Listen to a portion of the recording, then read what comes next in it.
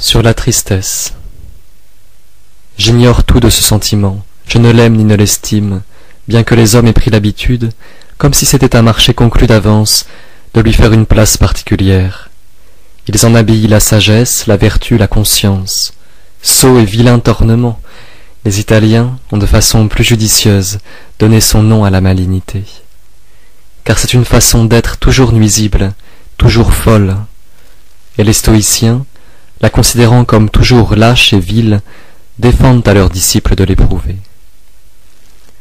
Mais on raconte que Psanémite, roi d'Égypte, ayant été vaincu et fait prisonnier par Cambyse, roi de Perse, et voyant passer devant lui sa fille prisonnière habillée en servante, qu'on envoyait puiser de l'eau, alors que tous ses amis se lamentaient et pleuraient à ses côtés, se tint coi, les yeux à terre.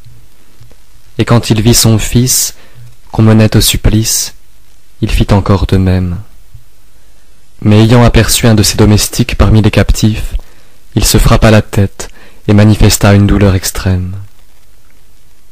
On pourrait comparer cela avec ce que l'on a pu voir récemment chez un de nos princes. Ayant appris à Trente, où il se trouvait, la mort de son frère aîné, sur qui reposait l'honneur de sa maison, et sitôt après celle d'un autre de ses frères plus jeunes, il soutint ces deux épreuves avec une constance exemplaire. Mais quelques jours après, comme un de ses gens venait de mourir, il se laissa emporter par ce dernier malheur, et abandonnant sa résolution, s'abandonna à la douleur et au regret. Si bien qu'il y eut des gens pour dire qu'il n'avait été touché que par ce dernier coup du sort, mais c'est qu'en vérité, il était déjà tellement plein de chagrin qu'à la moindre peine nouvelle, sa résistance s'effondra d'un coup. Cette histoire, me semble-t-il, pourrait donc être comparée à la précédente, si ce n'est qu'elle y ajoute ceci. Cambyse ayant demandé à Psanémite pourquoi il ne s'était guère ému du sort de sa fille et de son fils, alors qu'il n'avait pu supporter celui qui était fait à ses amis, ce dernier répondit « Seule cette dernière peine peut se manifester par des larmes. Les deux premières étaient bien au-delà de tout ce qui se peut exprimer. » À ce sujet, il faudrait peut-être évoquer aussi l'invention de ce peintre antique qui, ayant à représenter la douleur de ceux qui assistèrent au sacrifice d'Iphigénie, en fonction de l'importance que revêtait pour chacun d'eux la mort de cette belle jeune fille innocente. Ayant épuisé les dernières ressources de son art, et ayant à peindre le père de la jeune fille, il le représenta le visage couvert, comme si nulle expression n'était capable de représenter ce degré de la douleur.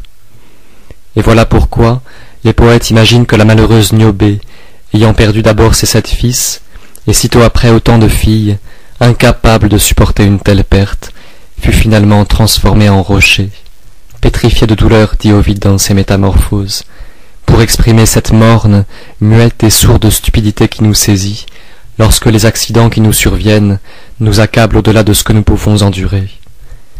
En vérité, une douleur, pour atteindre son point extrême, doit envahir l'âme entière et lui ôter sa liberté d'action. C'est ainsi qu'il nous arrive, quand nous parvient une très mauvaise nouvelle, de nous sentir saisis, paralysés, et comme incapables du moindre mouvement. Et l'âme, s'abandonnant ensuite aux larmes et aux plaintes, semble se libérer, se délier, s'épanouir et se mettre à son aise. Et sa douleur enfin laissa passer la voix, dit Virgile dans l'Énéide. Pendant la guerre que le roi Ferdinand mena contre la veuve du roi Jean de Hongrie, tout le monde remarqua, lors d'une grande mêlée qui eut lieu aux alentours de Buda, la conduite particulièrement admirable d'un homme d'armes, qui, bien que fort louangé et plein pour y avoir péri, demeurait inconnu de tous, et de Reinhard notamment, seigneur allemand, qu'un tel courage avait impressionné. Il s'approcha par curiosité du corps que l'on venait d'amener pour savoir qui c'était, et l'armure du mort ayant été ôtée, il reconnut son fils. Cela mit un grand émoi dans l'assistance, mais lui, sans rien dire et sans sourciller, se tint debout, contemplant tristement le corps, jusqu'à ce que la douleur, ayant surpassé sa force vitale, le fasse tomber raide mort à terre. Qui peut dire son ardeur n'en éprouve que peu, dit Pétrarque dans les sonnets. Disent les amoureux aussi qui veulent exprimer une passion insupportable. Catulle. Malheureux que je suis, privé de tous mes sens, car à peine t'ai-je vu, lesbie, que je perds la raison, je ne peux plus parler. Ma langue est paralysée, une flamme dévore mes membres, mes oreilles bourdonnent, la nuit couvre mes yeux.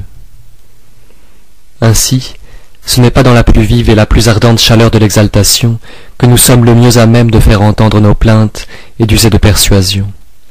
L'esprit est alors alourdi de pensées profondes, et le corps abattu et languissant d'amour. Et de là provient parfois la défaillance fortuite qui surprend les amoureux si mal à propos, cette glace qui les saisit à cause d'une ardeur extrême au beau milieu de la jouissance elle-même. Toutes les passions qui se laissent déguster et apprécier ne sont que médiocres. Les petits chagrins bavardent, les grands sont muets, dit Sénèque dans Hippolyte. De même, la surprise d'un plaisir inespéré nous bouleverse profondément. Virgile dans l'Énéide. Sitôt qu'elle me vit, et les armes troyennes, elle perdit la tête et tout hallucinée, le regard fixe exangu, elle tomba pâmée. La voix ne lui revint que très longtemps après. Il y eut cette femme romaine, morte de saisissement en voyant revenir son fils après le désastre de Cannes, Sophocle et Denis le tyran, qui tous deux trépassèrent d'Èse, d'Alva qui mourut en Corse, en apprenant les honneurs que le Sénat de Rome lui avait décernés. Mais à notre époque encore, le pape Léon X, informé de la prise de Milan qu'il avait tellement espérée, eut un accès de joie tel que la fièvre le prit et qu'il en mourut. Et pour un témoignage plus remarquable encore de la sottise humaine, les anciens avaient déjà remarqué que Diodore le dialecticien mourut subitement à cause de la honte extrême qu'il avait ressentie parce que, en son école et en public, il n'avait pas réussi à réfuter une objection qu'on lui avait faite. Je suis peu sujet à ces violentes émotions. Je suis de nature peu sensible, et je renforce tous les jours ma carapace en raisonnant.